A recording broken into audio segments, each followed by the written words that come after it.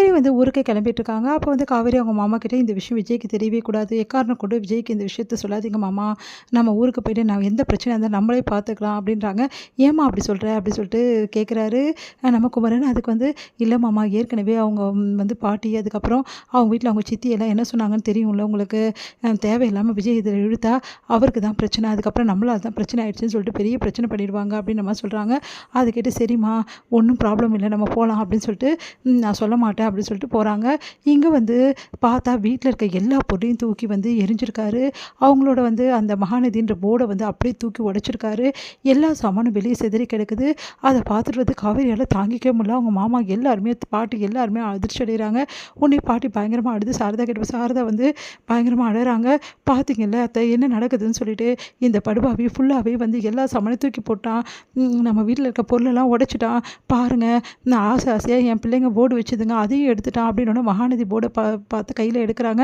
நம்ம காவேரி பார்த்தா அது உடஞ்சி வெளியே கிடக்குது. அதை பார்த்து செம்மையாக டென்ஷன் ஆகிறாங்க காவேரி. உடனே வந்து எவ்வளோ தைரியமாக இருந்தால் இந்த மாதிரி வேலை செய்வேன், நீ எல்லாம் ஒரு மனுஷனா, ஏன்டா எங்கள் வீட்டை இப்படிலாம் பண்ண அப்படின்னு சொல்லிட்டு செம்மையாக கேட்குறாங்க. உடனே வந்து என்ன பண்ணுறாரு, ஒரு நிமிஷம் இருமா அப்படின்னு சொல்லிட்டு ஓடி போய் என்ன பண்ணுறாரு, சட்டையை பிடிக்கிறாரு நம்ம குமரன். உடனே ரவுடிஸ் எல்லாம் வர வச்சு வந்து அவரை வந்து அடிக்க வைக்கிறாங்க குமரனையும் அடி வாங்குறாரு. அதுக்கப்புறம் அவரும் அடி கொடுக்குறாரு. அதுக்கப்புறம் பெரிய பிரச்சனை ஆகிடுது. உடனே ஊர் மக்கள் எல்லாருமே கேள்வி கேட்க யாருமே இல்லையான்னு சொல்லிட்டு பாட்டி எல்லாருமே கதறி அழறாங்க. அப்போ எல்லாருமே வந்து கேள்வி கேட்குறாங்க, ஏன்பா இப்படி அட்டுழியம் பண்ணுற இந்த வீட்டில் அப்படின்னு சொல்லிட்டு. நான் அப்படி தான் பண்ணுவேன், இவங்க எல்லாரும் என்னை தூக்கி உள்ளே வச்சாங்க, அதுக்கு இவங்களுக்கு எல்லாத்துக்கும் வேணும், ஏன்பா இதெல்லாம் நல்லாவா இருக்க நீ பண்ணுறது, அவங்க வீட்டை எப்படிப்பா உன் வீடுன்னு சொல்லுவேன், என் வீடு தான், என்கிட்ட பத்திரம் இருக்குது வேணா பாருங்கள் அப்படி சொல்லிட்டு எல்லாத்தையும் காட்டுறாரு.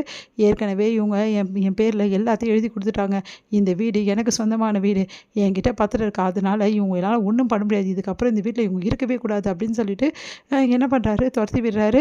அதை பார்த்து ஊர் பொருட்களை எவ்வளோ சொல்லி பார்க்குறாங்க. ஆனால் வந்து கேட்கவே மாட்டேங்கிறார் பசுபதி. எப்படி என் வீடை உங்ககிட்ட வாங்கணும்னு திருப்பி வாங்கணும்னு எனக்கு நல்லாவே தெரியும், எங்கள் வீடை வாங்காமல் இந்த ஊரை விட்டு நாங்கள் போக மாட்டோம் அப்படின்றாங்க காவேரி. அதை கேட்டுட்டு அதையும் பார்க்கலாம், எனக்கு எல்லா செல்வாக்கும் இருக்குது, உன்னால் ஒன்றும் பண்ண முடியாது அப்படின்றாரு பசுபதி.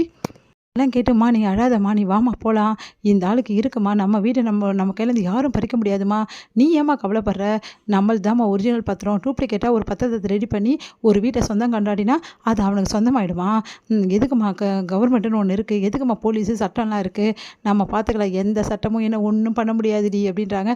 அதையும் பார்த்துக்கலாம் அப்படின்னு சொல்லிட்டு கிளம்புறாங்க.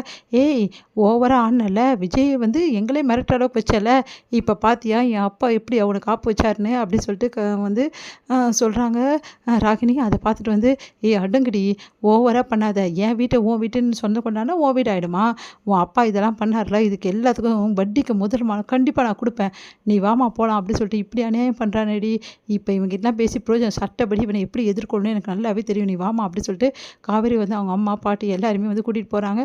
அவங்க அத்தை வந்து இப்படி பண்ணுறானே படுபாவி, இன்னும் நல்லா இருப்பானா சொல்ல, நான் நல்லா தான் இருப்பேன், வேலையை பார்த்துட்டு போய் எல்லா வீடெல்லாம் ஃபுல்லாக கழுவி விடுங்கடா, இந்த வீட்டை ஃபுல்லாக நம்ம இஷ்டத்துக்கு மாற்றலாம் அப்படின்ற மாதிரி சொல்கிறாங்க.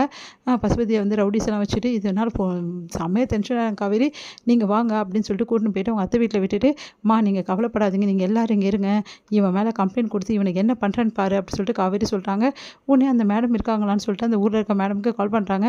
சாரி மேடம் அவங்க இல்லை, அவங்க இந்த மாதிரி ஊருக்கு போயிருக்காங்க அப்படின்னு காவேரி அதிர்ச்சி அடைகிறாங்க.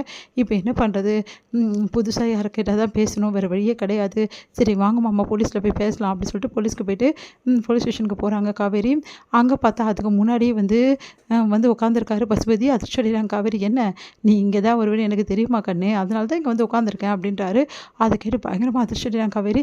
என்ன சார் இதெல்லாம், இவர் யார் வீட்டு வேணால் சொந்தம் கொண்டாடுவாரா, இல்லைம்மா அவரோட வீடு தான் எழுதி கொடுத்துட்டீங்கன்னு சொல்கிறாரு அப்படின்னோடனேம்மா உங்களுக்கு முன்னாடியே அவர் கம்ப்ளைண்ட் கொடுத்துட்டாருமா, என் வீட்டில் நீங்கள்லாம் இருக்கீங்கன்னு சொல்லிட்டு. சார் என்ன சார் அநியாயமாக இருக்குமா, ஃபஸ்ட்டு யார் கம்ப்ளைண்ட் கொடுத்தாங்களோ அவங்களுக்கு தான் நாங்கள் விசாரிப்போம் சார், இதெல்லாம் ரொம்ப ஓவர் சார், யார் வேணாலும் என்ன வேணாலும் கம்ப்ளைண்ட் கொடுக்கலாமா, இருங்கம்மா நாங்கள் தீர விசாரிக்கிறோம் தானே சொல்கிறோம், நீங்களும் உங்கள் கம்ப்ளைண்ட்டை எழுதி கொடுங்க, என்ன கதைன்னு சொல்லிட்டு உங்களே விசாரிக்கிறோம், அவரே விசாரிக்கிறோம், அதுக்கப்புறம் நீ என்ன சார் இது அநியாயமாக இருக்குது, இதெல்லாம் கொஞ்சம் கூட சரியில்லை, நாங்கள் பார்த்துக்குறோம்மா நீங்கள் கொடுத்துட்டு போங்கன்னு காவேரி இப்படி டென்ஷன் ஆகிறாங்க.